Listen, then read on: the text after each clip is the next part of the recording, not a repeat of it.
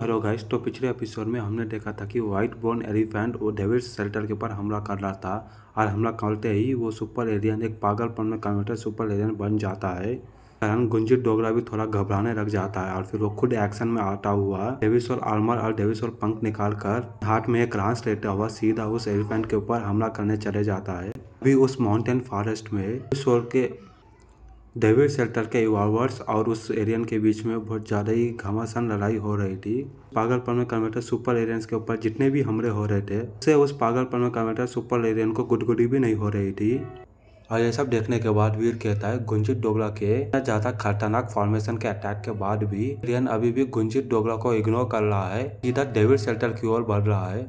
अगर हम लोगों ने कोई सा भी ऐसा रास्ता नहीं ढूंढा जिससे हम इस एलियन को यहाँ पर ही रोक पाएंगे तो डेविड शेल्टर में जितने भी लोग हैं वो सबको अपनी जान से हाथ धोना पड़ेगा। अभी गुंजित डोगरा को भी ये पता चल गया था कि वो उस सुपर एलियन को ज्यादा देर तक नहीं रोक पाएगा। वो जल्दी से अपने आदमियों को ऑर्डर देता है कि वो जल्दी से जल्दी डेविड शेल्टर को खाली कर दे। दूसरी तरफ तभी वीर कहता है मेरे पास एक आइडिया है। फिर गुंजित डोगरा उन सभी लोगों से कहता है सब लोग जल्दी यहाँ से रिट्रीट करो, नीचे हट जाओ। तक बहुत ज़्यादा देर हो चुकी थी उस एलियन के पागलपन में कन्वर्ट होने के बाद। सारे इवॉल्वर्स उस एलियन के पैरों के नीचे आकर कुचले जा चुके थे। भी इस समय उस बैटलफील्ड पर जितने भी इवॉल्वर्स थे उन सब के बीच में बहुत ज़्यादा दर्द था। इस समय हम यही कह रहे होते हैं कैप्टन प्लीज किधर हो आप, आके हमारी मदद कीजिए। दूसरी तरफ वो एलियन अपना सूंडों का इस्तेमाल करते हुए बैटलफील्ड की आसपास की जगह को तबाह बर्बाद करने लग जाता है। इससे बहुत से ज्यादा ह्यूमन इवॉल्वर्स को भी लगती है और कई के तो भाई परी मौत हो जाती है। तभी वो एलियन डेविड शेल्टर के मेन गेट के पास पहुंच चुका था। जैसे ही वो एलियन डेविड शेल्टर के मेन गेट को तोड़ पाता अभी जितेश खन्ना पागलपन में कन्वर्टेड सीक्रेट बेट पंखों का इस्तेमाल करते हुए पागलपन में कन्वर्टेड एलिफेंट के सिर के आगे आके खड़े हो जाते हैं। बड़े से दिखने वाले बेवकूफ एलिफेंट इस आर्मी का 13 जनरल जितेश खन्ना हूँ। मैं तुम्हें बता रहा हूँ कि तुम मेरे सामने इतने ज्यादा एरोगेंट मत बनो। ही वो पागलपन में converted super alien Jitesh Khanna की बात सुनता है, अचानक से ही अपनी जगह पर रुक जाता है और जितेश खन्ना को घूर कर देखने लगता है। इसी तरफ वीर कहता है अच्छा हुआ कि मैंने जितेश खन्ना को अपने पागलपन में कन्वर्टेड सीक्रेट बेट डेविड सोल दे दी। यकीन था कि जितेश खन्ना ऐसा कुछ कर पाएंगे ही। उसके बाद जितेश खन्ना उस एलियन के सामने आ जाते हैं, कहते हैं पागल से दिखने वाले बड़े हाथी मेरे बॉस यहाँ पर लेने वाले अच्छे आदमियों को तुम्हारा हाथों यूं नुकसान पहुंचने नहीं देंगे। अगर तुम्हारा जिगर इतना ही मजबूत है जितना तुम्हारी बोन्स, अगर तुम्हारे पास इतनी ही हिम्मत है तो आओ मेरा पीछा करते हुए गॉडेस आर्मी तक, ताकि हम तुम्हें जान से खत्म कर डालें। अगर तुम्हारे पास हिम्मत है तो मेरा पीछा करो। उसके बाद जितेश खन्ना अपने पंखों को फड़फड़ाता हुआ नॉर्थ ईस्ट डायरेक्शन की ओर बढ़ने लग जाते हैं। वो पागलपन में converted super alien Jitesh Khanna का पीछा करता लग जाता है और उनका पीछा करते हुए उनके पीछे भागने लगता है। दूसरी तरफ सेक्टर के सोल्जर्स लोग कहते हैं आखिर वो आदमी कौन है, आदमी आखिर कोई भी हो पर वो आदमी हमारे लिए हीरो है जिसने हम सभी लोगों की जान बचाई है। तो वो गॉडेस आर्मी की बात कर रहा था, वो आदमी क्या हमारी आर्मी से बहुत ज्यादा ताकतवर है क्या? दूसरी तरफ गौरव सिंह रंधावा कहता है वो तो जितेश खन्ना है, आखिर इस आदमी के पास ऐसी कौन सी एबिलिटी आ गई वो उस एलियन को अपनी बात मानने पर मंजूर कर पाए, उनके बैड लक के कारण हो सकता है क्या? लेकिन तभी गुंजित डोगरा कहता है ये कोई भी वजह क्यों ना हो पर वाकई में उन लोगों ने हमारी मदद की है, कभी मैंने होने का सोचा नहीं था। तभी वीर कहता है मैंने आपको कहा था कि आप उस एजेंट को यहाँ से दूर लेकर चले जाएं, आपने तो कुछ अलग ही डायलॉग्स ऐड कर दिए जो मैंने कहे भी नहीं थे। जो भी इतनी अच्छी एक्टिंग की उससे मैं बहुत ज़्यादा इम्प्रेस हुआ हूँ। उसके बाद हमें जितेश खन्ना को दिखाया जाता है जो अभी उस पागलपन में कन्वर्टेड एलियन को रूल करते हुआ डेविड शेल्टर से काफी दूर लेकर आ चुके रहते हैं। फिर उस एलियन को देखते हुए कहता है ये पागलपन में कन्वर्टेड सुपर एलियन आखिर एक ही डायरेक्शन में क्यों जा रहा है? ऐसा हो सकता है कि इसे कोई चीज अट्रैक्ट कर रही हो उसी डायरेक्शन में। ये डेविड शेल्टर की ओर नहीं बढ़ रहा था, बस डेविड शेल्टर इसके रास्ते के बीच में आया हुआ है। तभी वीर जितेश खन्ना से कहता है जितेश अंकल जितना हो सके उतना उस एलियन को डेविड शेल्टर से दूर लेकर चले जाइए। आप अभी मेरे पंखों का इस्तेमाल करते हुए आराम से आसमान में उड़ सकते हैं। एलियन के पास पंखों की और उड़ने की काबिलियत तो नहीं है, एलियन आपको पकड़ नहीं पाएगा, इसलिए आप अभी बिना टेंशन के उस एलियन को थोड़ा दूर लेकर चले जाइए।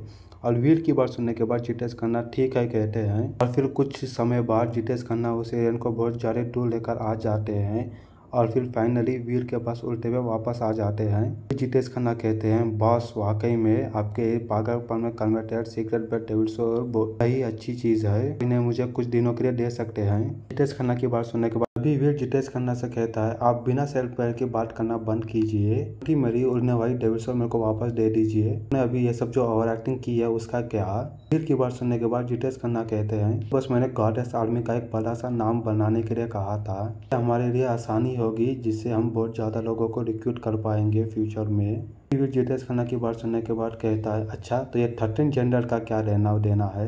वीर की बात सुनने के बाद जितेश खन्ना हंसते हुए कहते हैं, बस मैंने ऐसे ही कह दिया कि सब लोग को ये लगे कि गॉडेस आर्मी में मेरे अलावा भी और 12 एक्सपर्ट जनरल एलिट्स मौजूद हैं, तो उन सबको ऐसा लगेगा कि मुझसे भी और 12 लोग हैं जो मुझसे भी ज्यादा ताकतवर हैं, इससे हमारे गॉडेस आर्मी का नाम बहुत ज्यादा ही फेमस हो जाएगा ना। तभी वीर उस डायरेक्शन की ओर देखता है जहाँ पर वो व्हाइट बोन एलिफेंट गया था और जितेश खन्ना से पूछता है, आखिर उस जगह पर क्या है। की बात सुनने के बाद जितेश खन्ना कहते हैं, अगर मेरा अंदाजा सही है तो वहाँ पर एक पीच फॉरेस्ट होगा।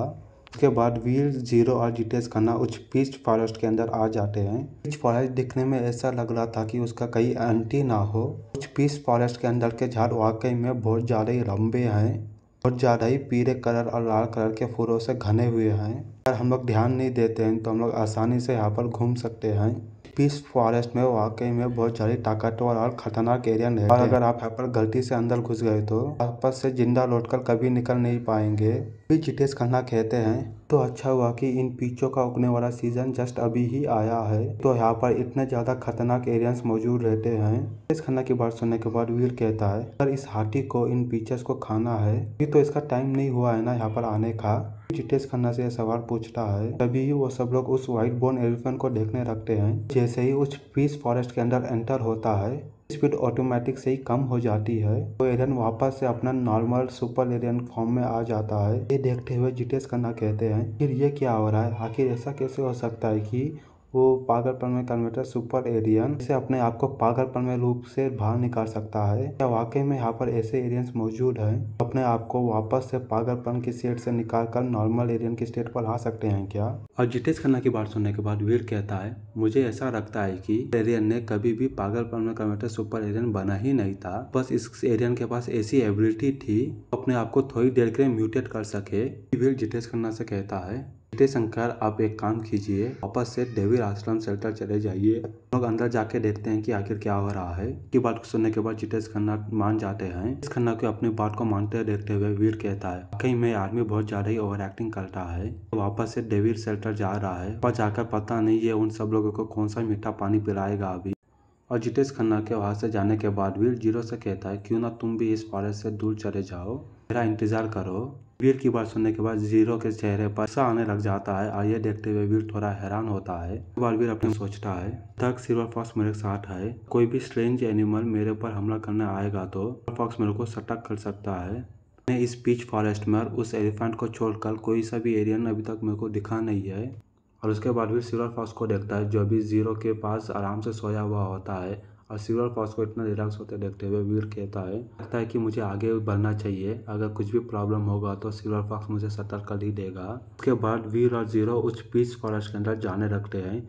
तभी वीर पीच फॉरेस्ट के फ्लावर्स को देखता हुआ कहता है, पीच के पत्ते वाकई में बहुत ज्यादा ही खूबसूरत हैं। उसके बाद वीर एक पीच के फ्लावर को उठाकर जीरो के सिर पर लगा देता है, जीरो बहुत ज्यादा शर्माने लगती है। फिर जीरो वीर से पूछती है, वाकई में बहुत ज्यादा ही खूबसूरत लगती हूँ, मेरे सिर के ऊपर यह फ्लावर मौजूद होता है। वीर जीरो से कहता है, चलो यहाँ से वापस जाते हैं, लोग इतने दिनों से चल रहे हैं तो भी ये पीच फॉरेस्ट खत्म होने का नाम ही नहीं ले रहा है। तभी ही वीर और जीरो की नजर एक पीच ट्री पर पड़ती है। इसे देखने के बाद वीर और जीरो बहुत ज्यादा ही हैरान हो जाते हैं। अभी वीर कहता है, आखिर ये पीच का झाड़ क्या है, ये इतना ज्यादा बड़ा कैसे हो सकता है। वो पीच ट्री दिखने में बाकी के ट्री से बहुत ज्यादा ही बड़ा था। और इसी के साथ इस चैप्टर का यहाँ पर ही एंड हो जाता है।